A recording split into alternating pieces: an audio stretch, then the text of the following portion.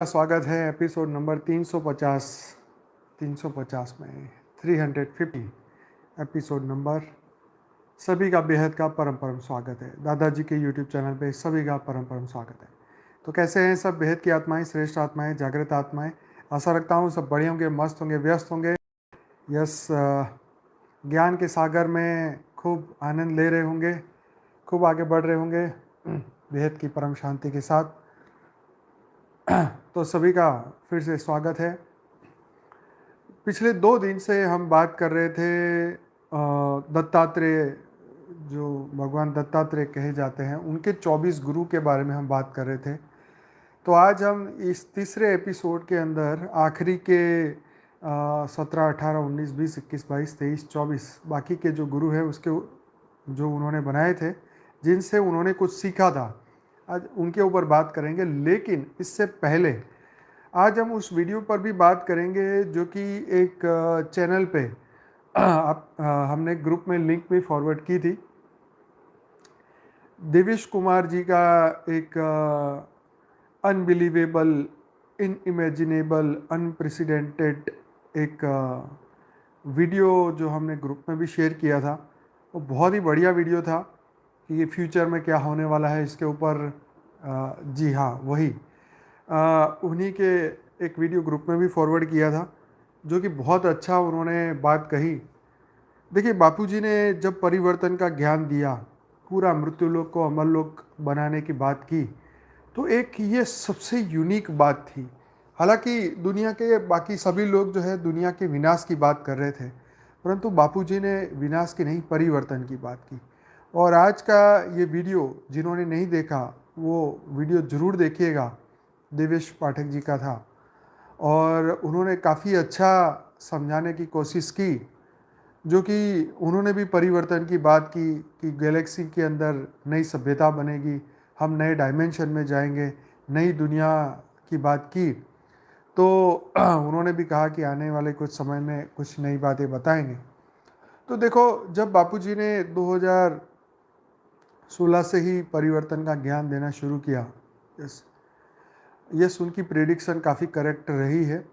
और ट्रांसफॉर्मेशन का, परिवर्तन का ज्ञान जितना जितना वायुमंडल में गया, जितनी जितनी सूक्ष्म जगत की आत्माएं इसको सुनने लगी, एक्सेप्ट करने लगी, और धीरे धीरे सूक्ष्म जगत में जो परिवर्तन होना शुरू हुआ, जैसे 2018 से सूक्ष्म जगत में परिवर्तन होना शुरू हुआ, तो सूक्ष्म जगत की आत्माओं ने इस परिवर्तन के ज्ञान को एक्सेप्ट किया।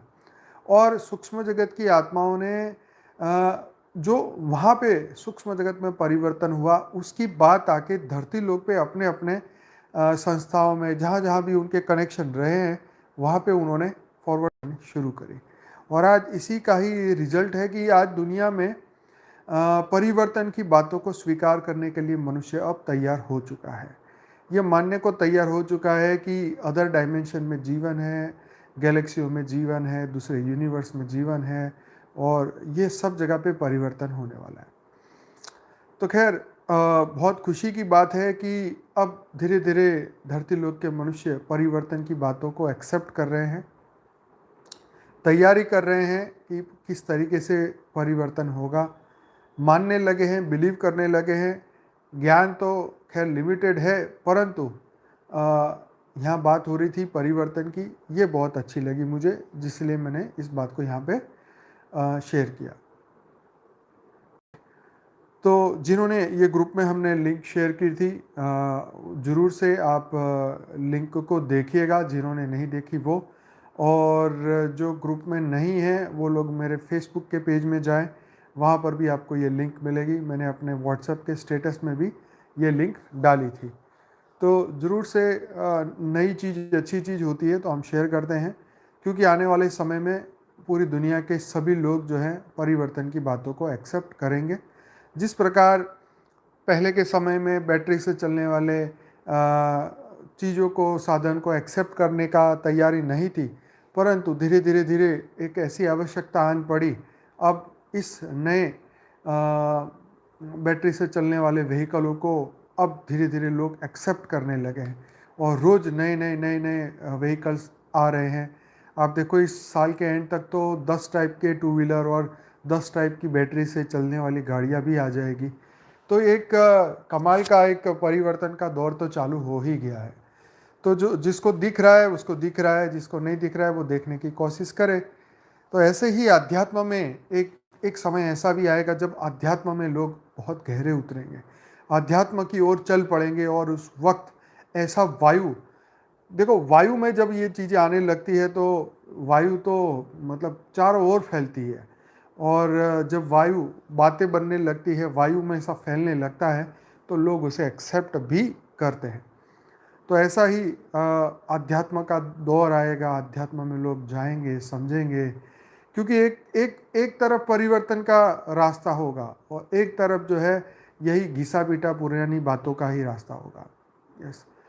तो यस, स्ट्रेस भी धरती लोक पे मनुष्य ने खुद ही पैदा किया है, खुद ही क्रिएट किया है, खुद ही जो मकड़ी की माया जाल है खुद ही बनाई है।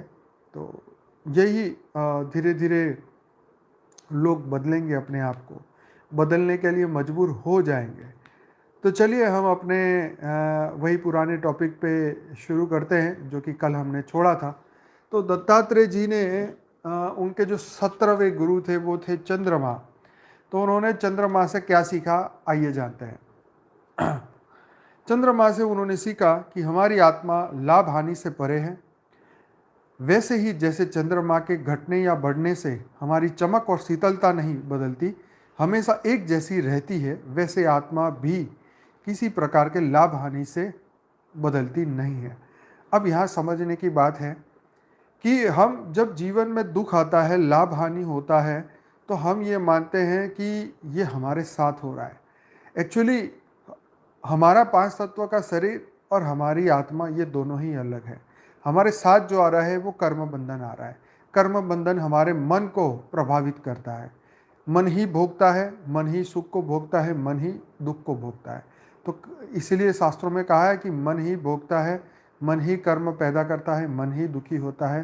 तो मन ही कर्म का कारण बताया गया है, मन ही सुख लाता है, मन ही दुख लाता है।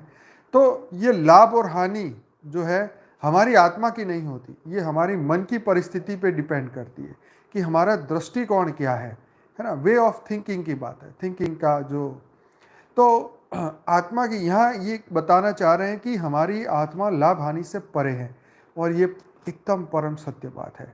अगर हम देखें अपनी धरती लोक के जीवन में जो भी प्राप्त किया, जो भी खोया, जो भी कुछ है, इन सभी से हमारी आत्मा से कोई लेना देना नहीं है। हम तो सिर्फ कर्म बंधन का ही भोग कर रहे हैं। आत्मा तो अजर अमर अविनाशी तो कहते ही है, लेकिन बेहद की आत्माएं तो परम लाइट, परम प्रकाश से हर पल भरी हुई है। लेकिन हम मन के आवरणों से, मन की सुख दुख के बादलों से हम गिर जाते हैं। हमारा मन जो है सुख और दुख के भंवर में फंस जाता है, द्वंद्व में फंस जाता है। द्वंद्व मतलब युद्ध, सुख और दुख के बादल में। जैसे धरती लोक का मनुष्य जब बारिश का मौसम आता है तो बिजलियाँ गरजती है और तूफान आने लगता है, तो उसको लगता है कि प्रलय हो गया, प्रलय हो गया, ज़बरदस्त बारिश हो गई, एक दिन में 10 इंच बारिश हो गई। लेकिन जैसे ही आप धरती से 5-6 किलोमीटर ऊपर चले जाएंगे, जैसे प्लेन जाता है 30-40 हज़ार फुट के ऊपर, तो धरती से 8-10-12 किलोमीटर आप ऊपर चले जाओगे तो वहाँ पे कोई उसका असर ही नहीं है। ठीक है, वहाँ तो पूरा एकदम प्रकाश है, वहाँ तो एकदम लाइट है, वहाँ पे कुछ नहीं है। वहाँ तो सूर्य का प्रकाश आपको आएगा। जैसे मैं अपना एक एग्जाम्पल में एक बार मैंने पहले भी बताया था, फिर भी बताना चाहूँगा क्योंकि नई आत्माएं जुड़ती हैं। तो मैं दिल्ली से जब प्लेन में शाम को 7 बजे, पौने 7 बजे का फ्लाइट था, जब हम बैठ के प्लेन में ऊपर चढ़े तो धरती पे मतलब ऑलमोस्ट अंधेरा ही हो चुका था। और जैसे ही हम बादलों से ऊपर जाके ऊपर गए तो वहाँ तो सूर्य का प्रकाश एकदम, मतलब सूर्य का प्रकाश था। और हमको अचानक ही ऐसा लगा कि ये कुछ कौन सी दुनिया में आ गए, नीचे तो अंधेरा होने वाला था और ऊपर जो है यहाँ तो प्रकाश है। फिर जैसे ही अहमदाबाद में लैंड हो रहे थे तो जैसे ही लैंड हुआ तो फिर अंधेरा। मतलब एक कल्पना वाली बात है। अगर हम मन की उस कुछ सेकंड के लिए सुख और दुख की अवस्था से बाहर निकल के देख लें, हम ये देख लें कि हमारी आत्मा सुख का भंडार है, परम लाइट, परम प्रकाश का भंडार है। आत्मा ही सत्य चित्त आनंद है, आत्मा ही आनंद स्वरूप है। जैसे परमात्मा ही आनंद का भंडार है, वैसे ही हम आनंद के भंडार है। अगर दुख की उस घड़ी में उस बात को अगर ये बात याद कर दी जाए, हालांकि वो बात आपको उस समय सत्य नहीं लगेगी, क्योंकि आपका मन जो दुख से ग्रसित हो चुका है, क्योंकि आप दुखमय बन चुके हो, दुख ने आपको घेर लिया है, आपके मन को घेर लिया है। परंतु आप अगर उस आत्मा के बारे में उस वक्त सोचोगे कि नहीं, मेरी आत्मा तो सुख का सागर है, मेरी आत्मा तो सत्य चित्त और आनंद स्वरूप है, तो वाकई में रियल में आप उस दुख से जरूर से बाहर निकलेंगे। ये परम सत्य बात है।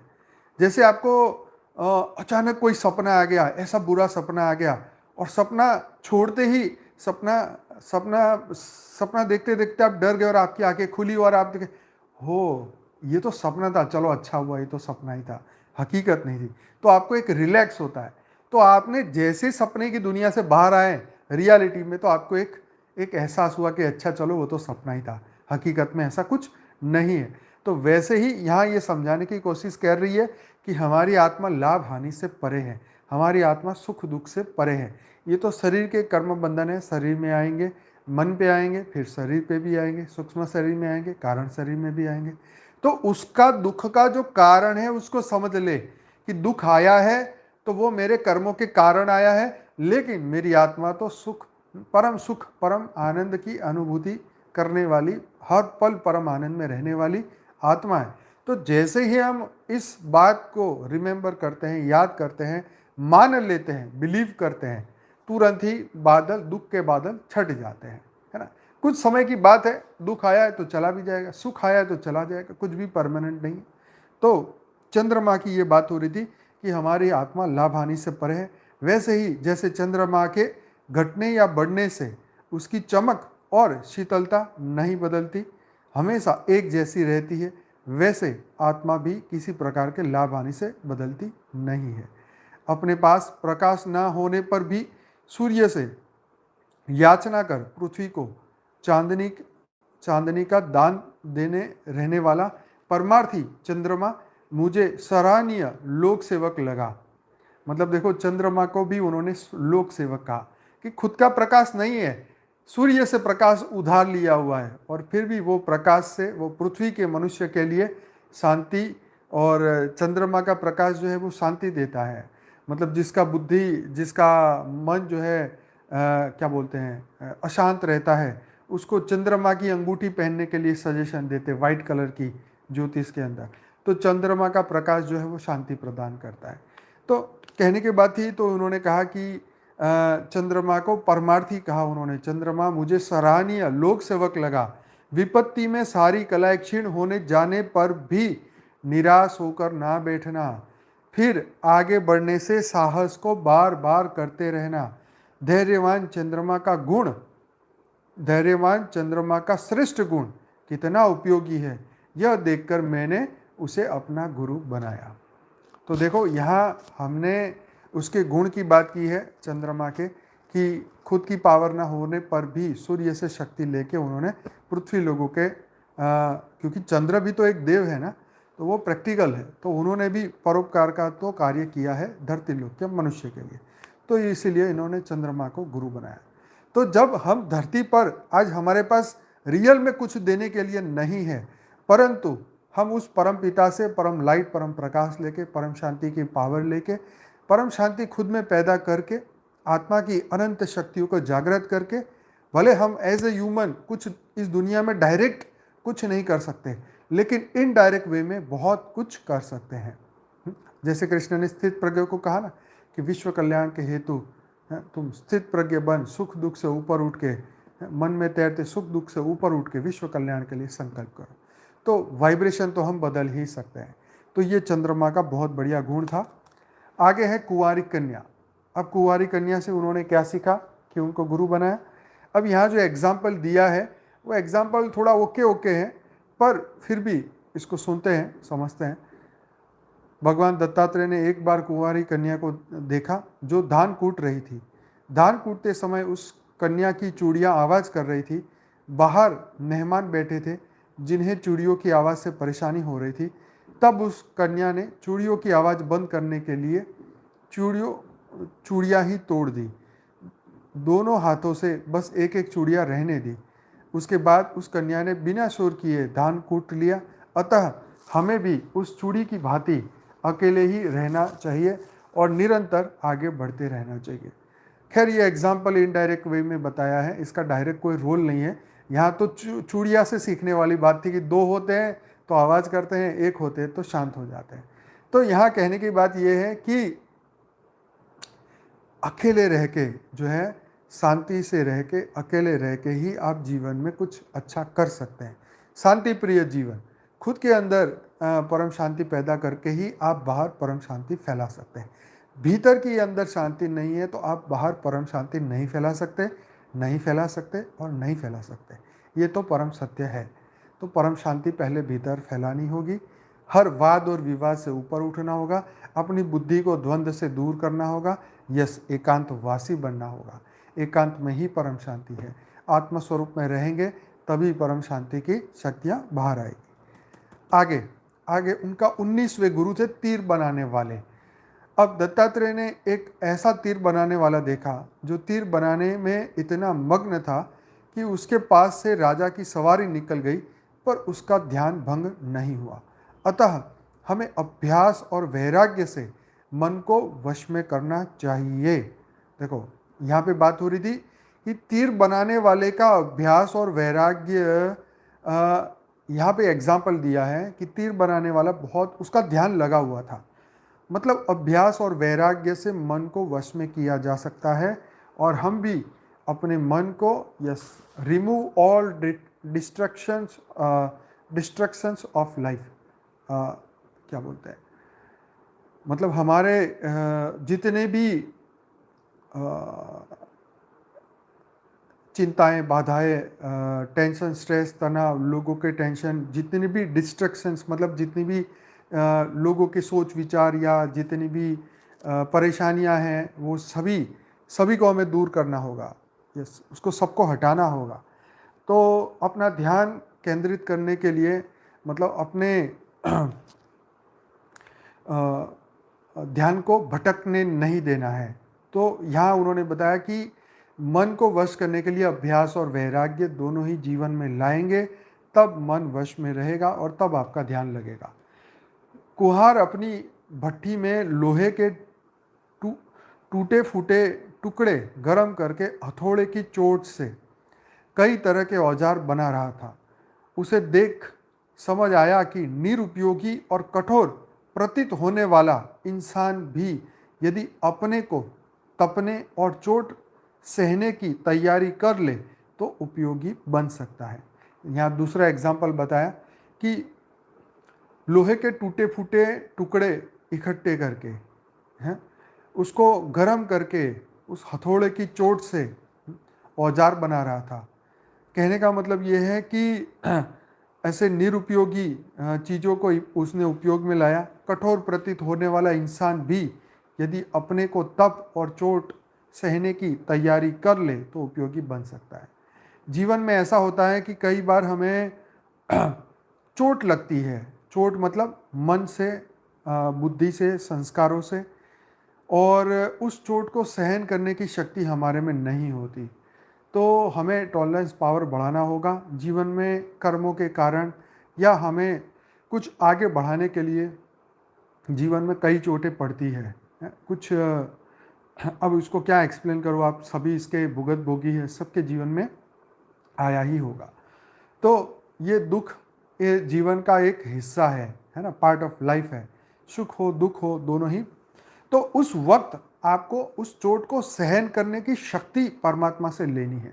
देखो, यहाँ बहुत गहरी बात यह है कि जीवन में जैसे किसी का अचानक, किसी के घर में किसी की अचानक डेथ हो गई, तो हम क्या बोलते हैं उनके परिजनों को कि भगवान आपको इस दुख को झेलने की शक्ति प्रदान करे। ये बहुत बड़ी बात है। तो हम उस दुख को झेलने की शक्ति हमें अपने अंदर हमें बनानी होगी, हमें क्रिएट करनी होगी, हमें अपने आप को संभालना होगा, समझना होगा। हर पल परमात्मा हमारे साथ है और हर पल वो हमें बुद्धि दे रहा है, शक्ति दे रहा है। हर चोट को सहन करने की शक्ति परमात्मा देता ही है। तो जो भी दुख है, दुख सहन करने की शक्ति हमें धारण करनी है। यस, मन का मन को मौन रखना है, निसंकल्प, जितना हो सके एकांतवास में हमें जाना है जब दुख का समय आए तब। तो यहाँ कहने का मतलब तीर बनाने वाले को उन्होंने गुरु बनाया, क्योंकि उनसे उन्होंने ये चीज़ें सीखी। अब आगे हैं, 20वां उनका गुरु था, वो था सांप। अब सांप का क्या सीन है ये भी देखो। तो भगवान दत्तात्रेय ने सांप से सीखा कि किसी भी सन्यासी को अकेले ही जीवन व्यतीत करना चाहिए। अब यहाँ बात हो रही है सन्यासी की। कभी भी एक ही स्थान पर न रुकते हुए जगह जगह जाकर ज्ञान बांटना रहना चाहिए। तो देखो पहले का समय था तो सन्यासियों का ये कर्म था कि वो नदी की तरह बहते रहें और ज्ञान दान करते रहें। तो सर्प दूसरों को त्रास देता है, मतलब तकलीफ देता है, और बदले में सबसे त्रास ही पाता है। देखो कमाल की बात है, जो दुख देता है वो दुख ही पाता है। सांप जो है सबको दुख देता है तो बदले में उसको पत्थर ही मिलते हैं, उसको दुख ही मिलता है। यह शिक्षा देने वाला भी मेरा गुरु ही है, जो यह बताता है कि उद्दंड, आतताई, आक्रामक और क्रोधी होना किसी के लिए भी सही नहीं है। बहुत बड़ी बात है, बहुत ही पते की बात है कि उद्दंड, आतताई, आक्रामक और क्रोधी होना किसी के लिए भी सही नहीं है, ना हम खुद के लिए भी और ना इस समाज के लिए। तो देखो जो क्रोधी है, वो अहंकारी है, वो परिवार में किसी का नहीं हो सकता, ठीक है, क्योंकि वो अपने क्रोध से प्रेम कर रहा है, वो अपने अहंकार से प्रेम कर रहा है, वो अपने काम से प्रेम कर रहा है, वो अपने विकारों से प्रेम कर रहा है। तो जो जो जिसका प्रेम ही ये दुर्गुण है, ठीक है, वो किसी से प्रेम कैसे कर सकता है? घर में माँ बाप भाई बहन जो भी है, उसे उसका प्रेम हो ही नहीं सकता। क्यों? क्योंकि उसका पूरा फोकस तो उस दुर्गुणों की ओर है।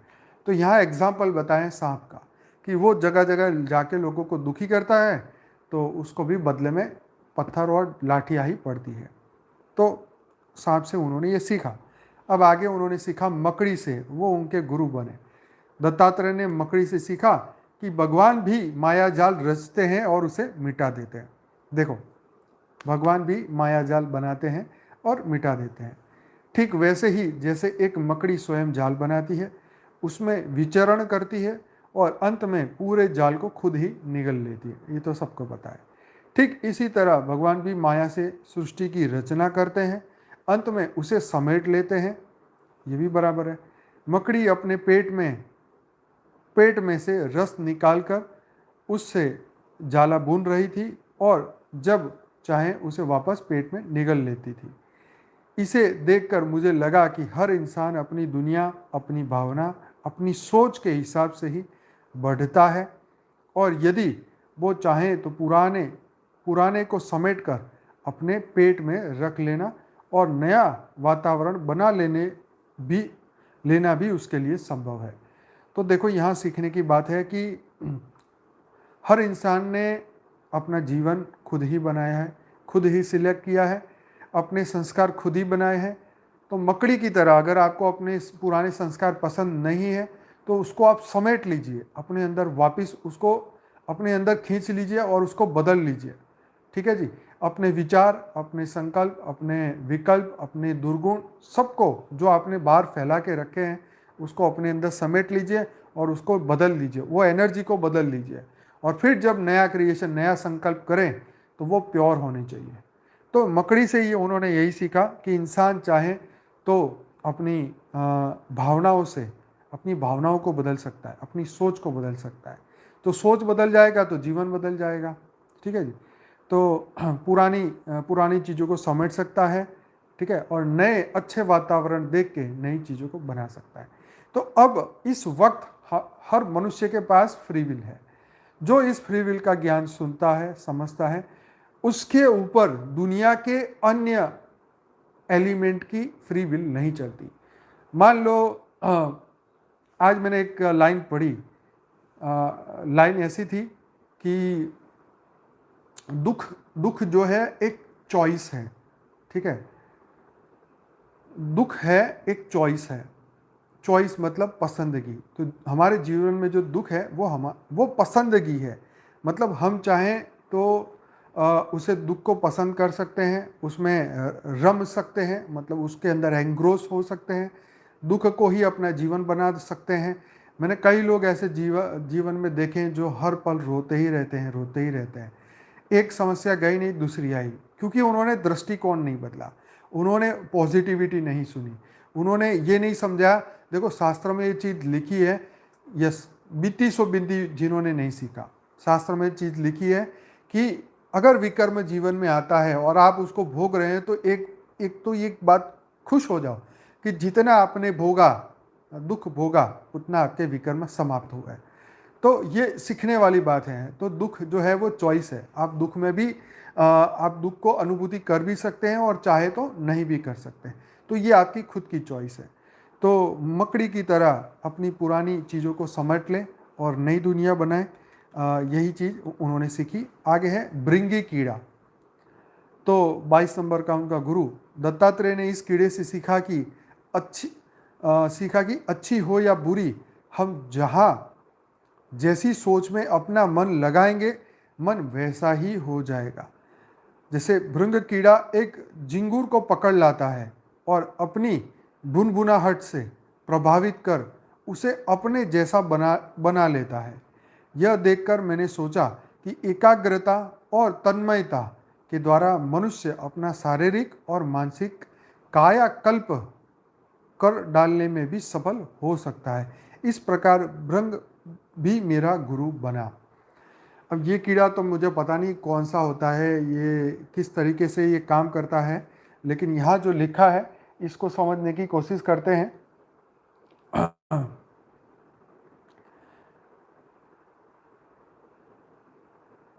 यहाँ बात सोच की थी कि सोच अच्छी हो या बुरी, जहाँ हम अपना मन लगाएंगे मन वैसा ही हो जाता है।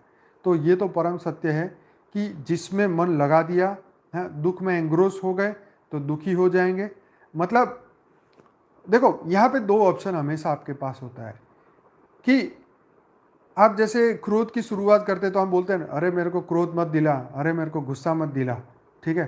तो अभी तक वो ठहरा हुआ है, अपने अभी आपने क्रोध, अब आपको आइडिया आ चुका है कि क्रोध आने वाला है, अभी आप क्रोधी बने नहीं हैं, आपको लगता है कि उसकी तैयारी है, तो उस तैयारी में आप उसको रोक सकते हैं।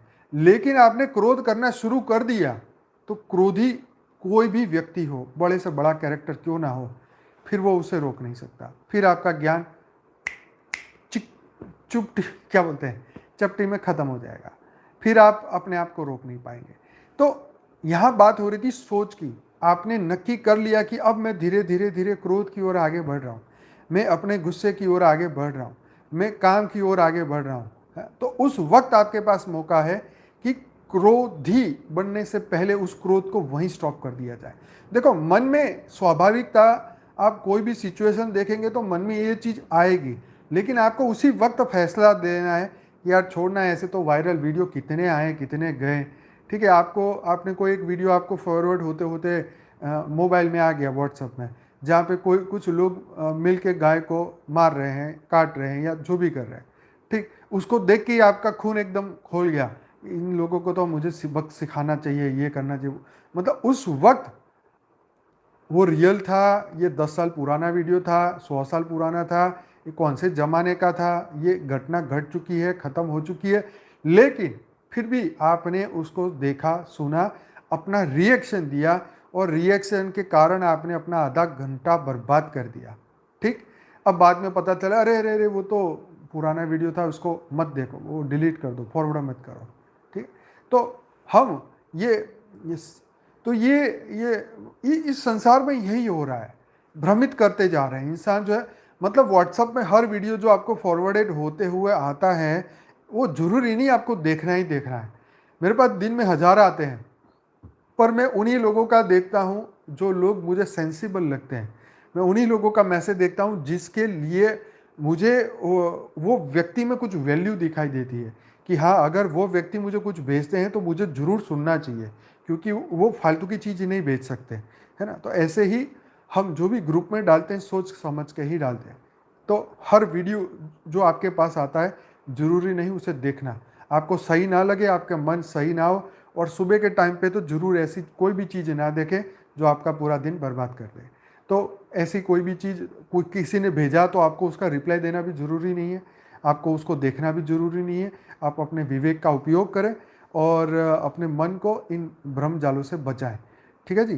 तो ये आप ही के ऊपर है। तो ये भृंगी कीड़ा एक झिंगुर को पकड़ लाता है और अपनी बुनबुनाहट से प्रभावित कर उसे अपने जैसा बना लेता है। तो ये तो मैंने एग्जाम्पल नहीं देखा, पर ठीक है, जो लिखा है वो सही होगा। तो यह देखकर मैंने सोचा कि एकाग्रता और तन्मयता के द्वारा मनुष्य अपना शारीरिक और मानसिक कायाकल्प कर सकता है। ये बात बहुत अच्छी लगी मुझे कि एकाग्रता और तन्मयता, एकाग्रता एक ही जगह पे संपूर्ण ध्यान, ठीक है, कोई और विचारों में नहीं, और तन्मयता कंटिन्यूस उस ध्यान को बढ़ाते जाना, उस प्रैक्टिस को बढ़ाते जाना। ये तन्मयता, उसको बोर नहीं होना, उसको छोड़ नहीं देना, उस ध्यान पे जैसे आपने अब आत्मा के ऊपर फोकस करना शुरू किया, आपने संकल्प किया कि मैं अब आधा घंटा मेडिटेशन करूंगा। तो जब हम ध्यान लगाते हैं, हम आत्मा को जागृत करते हैं, हम आत्मा को देखने की कोशिश करते हैं, तो उसको देखते देखते थकना नहीं है, उसको छोड़ नहीं दे यार ये तो बड़ा बोरिंग है, इसमें सुख नहीं मिल रहा है। जैसे मन को आदत है सुख की, क्यों? क्योंकि हमारी आंखें विषयी हैं, तो विषयी चीज़ों को देखने में उसे आनंद आएगा। ठीक है। हमारा कान है विषयी, तो उसको ऐसी ही तामसिक चीज़ें सुनने में आनंद आएगा। जैसे कुछ साल पहले हमें पिक्चरों के गाने सुनने में बड़ा ही आनंद आता था। जब मैं कॉलेज में पढ़ता था तो दिल चाहता है, उस वक्त वो मूवी आई थी, तो उसके गाने इतने अच्छे लगते थे कि बस सुनते ही जाओ, सुनते ही जाओ। तो कॉलेज भी जाता था गाड़ी लेके, तो वो सुनता ही रहता था, बहुत अच्छा लगता था। तो मतलब कहने का मतलब ये है कि उस वक्त विषय विचार थे, क्योंकि ज्ञान नहीं था, तो बहुत अच्छा लगता था, सुनने में बहुत अच्छा लगता था। लेकिन अब ये समय है, अब ऐसा समय है कि वो सुने हुए पता नहीं कितने साल हो गए। तो कहने का मतलब ये है कि हमारी मन की अवस्था ये डिपेंड करती है। तो गीता में क्या लिखा कि ज्ञानी क्या देखे क्या ना देखे वो स्वयं खुद स्वयं तय करता है। तो यहाँ पे ये बात हो रही थी कि हम अपनी तन्मयता और एकाग्रता से अपने शारीरिक और मानसिक कायाकल्प कर सकते हैं। अब कायाकल्प एक बहुत बड़ा टॉपिक है, इसके ऊपर कभी मैटर ढूंढेंगे और इस पर चर्चा जरूर करेंगे, क्योंकि कायाकल्प एक बहुत बड़ा सब्जेक्ट है। और साइंस भी मानती है कि हर 7 साल में हम शरीर को बदल सकते हैं, शरीर बदलता रहता है। तो हमारे विचारों से हमारी दुनिया बनती है, हमारे मन से, हमारी बुद्धि से हर चीज़ बदल सकती है।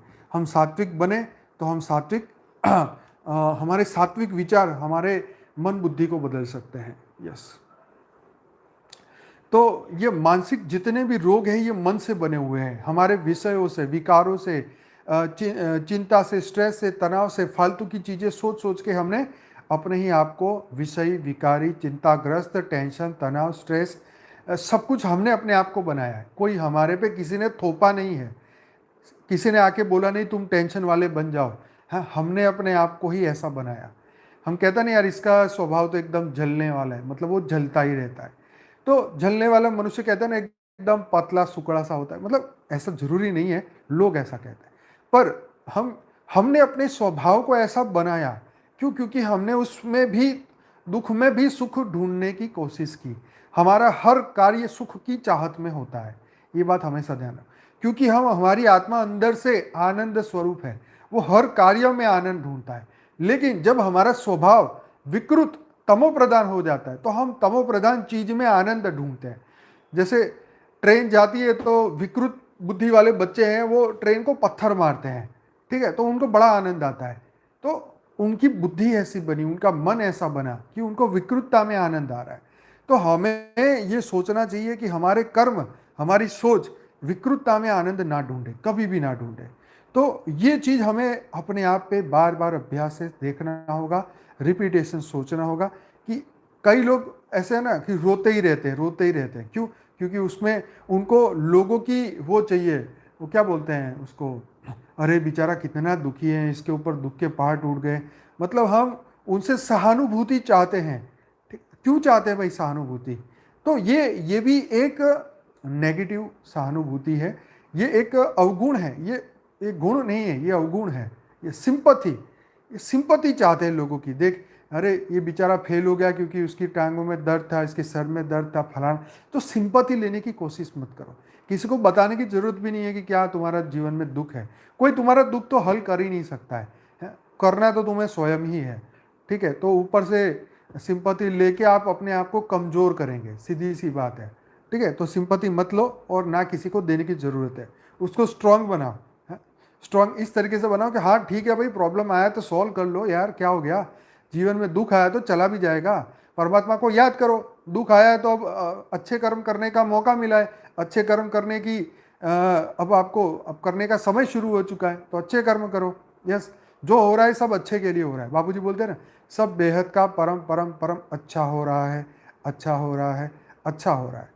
तो दत्तात्रेय यानी अत्रि ऋषि के पुत्र जो ब्रह्मा विष्णु महेश थे, अनसुया माँ, हाँ ब्रह्मा विष्णु, हाँ यस, वही दत्तात्रेय जी की बात हो रही है दिनकर जी। यस, हमने पहले 348 नंबर के एपिसोड में यही बातें की थी। तो वाइब्रेशन बदलने पड़ेंगे, सोच बदलनी पड़ेगी, तभी जाके जो है हम अपना शारीरिक और मानसिक कायाकल्प कर पाएंगे। चलो आगे बढ़ते हैं। अब अजगर उनका 23वां गुरु था। तो अजगर से क्या सीखा उन्होंने?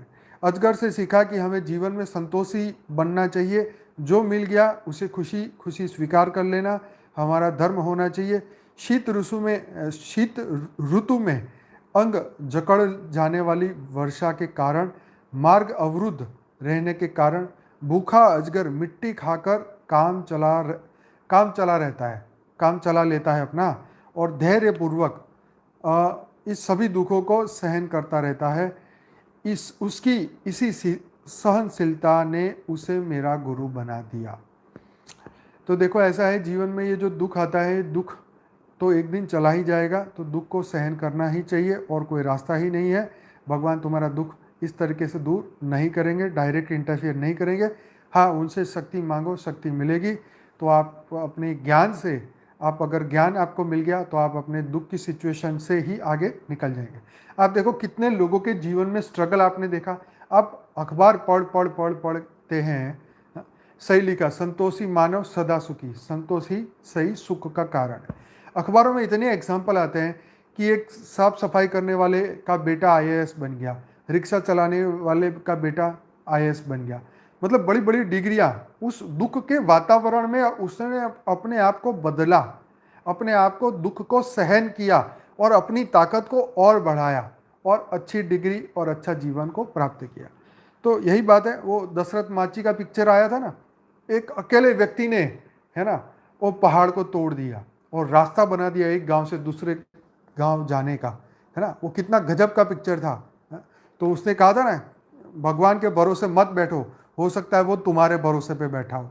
तो बात बिल्कुल वही है कि भगवान तो ज्ञान देता है, बुद्धि देता है, सद्बुद्धि देता है, शक्ति देता है, लेकिन उसको कैसे यूज़ करना है वो आप ही के ऊपर डिपेंड है। ठीक है जी। और समय ख़त्म होने वाला है, इसीलिए आखिरी उसका लास्ट गुरु है भोरा। यस, मैग्निफिसेंट मूवी, बहुत अच्छी थी, जरूर देखेगा। वो दशरथ माची की फिल्म, क्या नाम था उसका? जरा नाम लिखिए अगर पता है तो, मैं भी जरा लोगों को बताऊं। भोरा से सीखा, दत्तात्रेय जी ने सीखा कि जहां भी सार्थक बात सीखने को मिले उसे तत्काल ग्रहण कर लेना चाहिए। ठीक है जी। जिस प्रकार भौरे अलग अलग फूलों से पराग लेता है? भौरा अलग अलग फूलों से पराग ले लेता है, मतलब राग में आसक्त भौरा। अब देखो क्या होता है। यस, माउंटेन मैन इंग्लिश में वो फिल्म थी, और उसका हिंदी क्या था अभी वो मुझे पता नहीं है, पता है तो ज़रा लिखिएगा। माउंटेन मैन इंग्लिश में हुआ था डब। अच्छा, आगे लिखा है राग मतलब अटैचमेंट्स में आसक्त भौरा। हाँ, मांझी, महाजी, नहीं वो तो उसकी सरनेम थी, दशरथ माची। राग मतलब अटैचमेंट में आसक्त भौरा अपना जीवन मरण न सोचकर कमल पुष्प पर ही बैठा रहा। इसका डायलॉग बहुत अच्छा था, शानदार, जबरदस्त, जिंदाबाद। मांझी, पता नहीं फिल्म का क्या नाम। अच्छा, ये भंवरे को सुन लो। तो भंवरा ये कह रहा है, भंवरे के जीवन से ये भंवरा जो है राग और आसक्त होके कमल के फूल के अंदर बैठा रहता है और कमल का फूल फूल जो है वो बंद हो जाता है, तो वो फिर वो बाहर नहीं निकल पाता है और फिर जो है वो मर जाता है, उसकी मृत्यु हो जाती है। तो यहाँ उसे ये सीखना चाहिए कि वो आसक्त ना हो। आसक्ति में हमारा जीवन के जीवन खत्म हो चुके हैं, अनंत जन्म हो गए, मनुष्य की आसक्ति नहीं खत्म हुई, नहीं खत्म हुई, नहीं खत्म हुई। अनंत जन्म हो गए, अनंत माता पिता हो गए, अनंत पुत्र पुत्रियां हो गई हैं, अनंत बीवियां हो गई, अनंत घर वाले हो गए, अनंत बच्चे हो गए, सब कुछ हो गया, लेकिन आसक्ति नहीं खत्म हुई, नहीं खत्म हुई, नहीं खत्म हुई।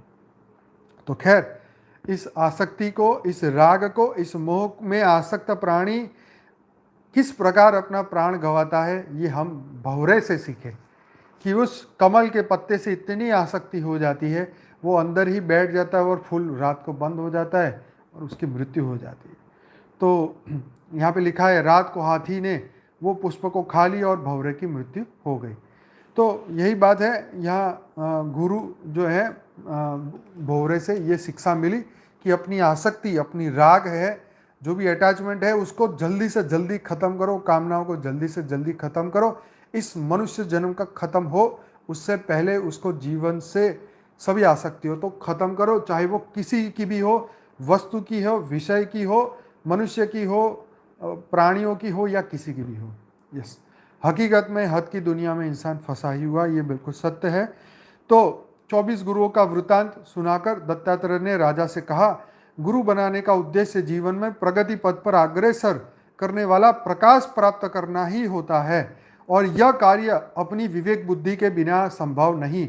अनंत गुरु जीवन में मिले, लेकिन फिर भी विवेक का उपयोग ना करते हुए जब भी गुरु ने सिखा, हाँ हाँ हाँ हाँ सब समझ में आ गया, बहुत बढ़िया, हाँ हाँ वाह वाह सब समझ, लेकिन लेकिन करोड़ों गुरु मिल गए, करोड़ों लाइफ में अनंत गुरु मिल गए अनंत लाइफ में, फिर भी वहीं के वहीं रहे, कुछ परिवर्तन नहीं हुआ, हर जन्म में वही स्टोरी, हर जन्म में वही स्टोरी। तो इसीलिए सर्वप्रथम गुरु है विवेक। यस, जो सुना समझा उसको फॉलो करो, उसको धारण करो, ठीक है जी, ज्ञान स्वरूप बनो, उसके बाद ही अन्य सब ज्ञान पाने के आधार बनते हैं। ईश्वर उनके ईश्वर और उनके नियम भिन्न नहीं है, कोई किसी को छोड़ता नहीं, न ईश्वर किसी को छोड़ता है, दोनों एक ही है। एक विचार हमें कठोर बनाता है, दूसरा नम्र बनाता है। संसार में कोई ना कोई अपूर्व चेतनमय शक्ति काम कर रही है, उसे आप चाहें जिस नाम से पुकारें, लेकिन वह प्रत्येक काम में हस्तक्षेप तो किया ही करती है। हमारा प्रत्येक विचार कर्म है, कर्म का फल होता है, फल ईश्वरीय नियम के अधीन है, यानी हमारे प्रत्येक काम में ईश्वरीय सत्ता नियम हस्तक्षेप किया करता है, फिर भले हम इसको जानते हो या अनजाने में हो, स्वीकार करें या ना करें। क्या हमारे प्रत्येक काम में ईश्वरीय सत्ता का जो नियम है हस्तक्षेप किया करता है। तो यहाँ हमारा आर्टिकल ख़त्म हुआ, यही हमारा ये 24 गुरुओं की स्टोरी भी ख़त्म हुई। तो सभी को बहुत बहुत धन्यवाद, हमारा समय यहीं समाप्त होता है, 350 एपिसोड हमारे यहीं समाप्त होते हैं। चलिए अब आंखें बंद करके हम अपने बेहद के परमपिता को याद करें और उनसे परम परम शक्तियाँ प्राप्त करें और राग द्वेष सभी अटैचमेंट आसक्तियों से अपने आप को मुक्त करें। सभी बेहद की आत्माएं सबको माफ़ करें, अपने आप को सभी दुखों से मुक्त करें, परम परम शांति की अवस्था में आ जाएं, मन में जितना भी सुख और दुख हो उसको भूल जाएं। मैं एक बेहद की परम परम परम महान आत्मा हूँ, दिव्य आत्मा हूँ, जागृत आत्मा हूँ। सभी बेहद की आत्माएं अपनी अपनी आंखें बंद करके एकदम रिलैक्स हो जाएं, पूरा माइंड एकदम रिलैक्स कर दें।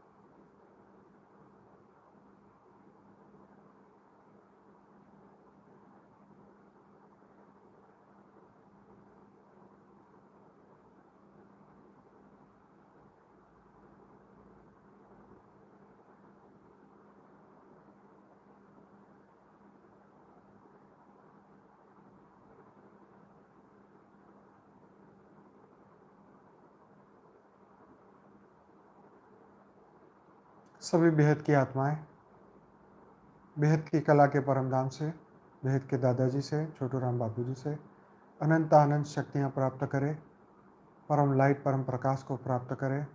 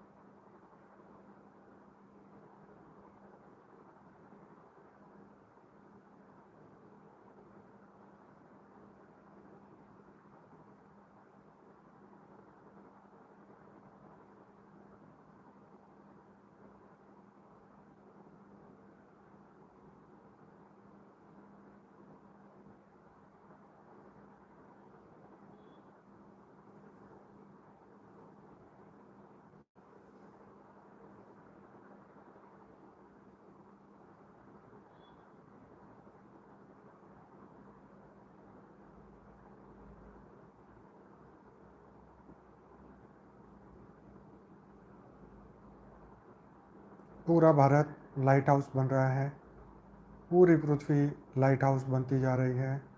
चारों ओर परिवर्तन ही परिवर्तन, स्थूल जगत, सूक्ष्म जगत, कारण जगत, महाकारण जगत, चारों ओर महापरिवर्तन, चारों ओर परम परम परम महाशांति है, महाशांति है, महाशांति है। अनंत अनंत वाइब्रेशन, परम लाइट, परम प्रकाश पूरी पृथ्वी के चारों ओर फैलता जा रहा है। धरती लोक के सभी मनुष्य परम परम परम शांति को प्राप्त कर रहे हैं। पूरा वायुमंडल बदलता जा रहा है। आकाश, वायु, अग्नि, जल और पृथ्वी, हर चीज़ बदलती जा रही है। चारों ओर महापरिवर्तन, महापरिवर्तन, महापरिवर्तन, बेहद का परम परम परम महापरिवर्तन।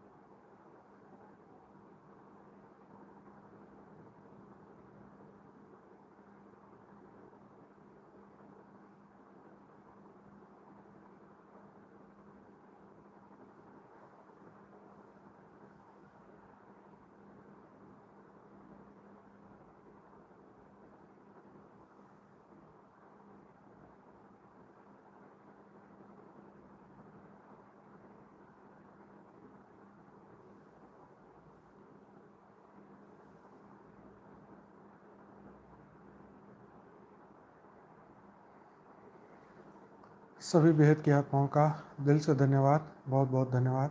बेहद की परम परम महाशांति है, महाशांति है, महाशांति है। चलिए, अपना सबका अपना अपना ध्यान रखें। गुड नाइट, स्वीट ड्रीम, परम महाशांति।